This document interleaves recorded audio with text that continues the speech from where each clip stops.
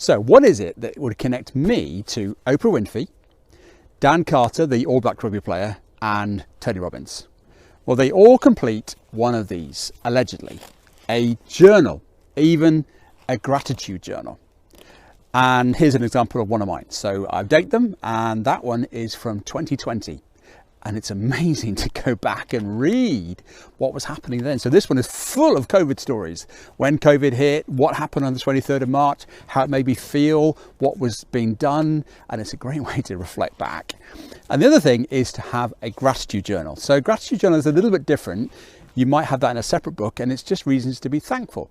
So this morning, it was the 11th of November, and it was obviously all about remembering fallen soldiers.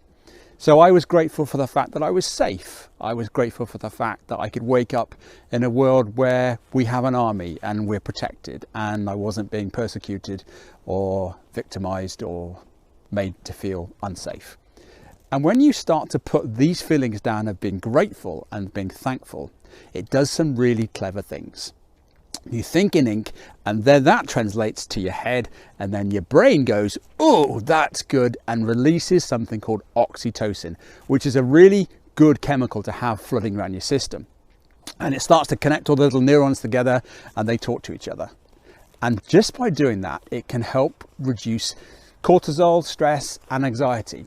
So if you become a client of mine, you might get one of these, which is an Adamo book, and it literally has a little message in the front of it, and it says, my think in ink, my river of opportunity and wealth is wide and abundant. So go ahead, think in ink, and put your opportunities down in here. So that's a challenge to you today. Have you got a journal? And perhaps have you got a gratitude journal? If you haven't, why don't you give it a go for maybe a week and see how you feel about thinking to yourself, saying thank you, appreciating things that happen. Electricity, water, light, warmth, heat, education, family, people that helped you. Just say thank you and see what it does and see how it makes you feel. That's Chris checking out this week. Find, convert, keep clients like a habit. Have a great weekend and take a minute to be thankful.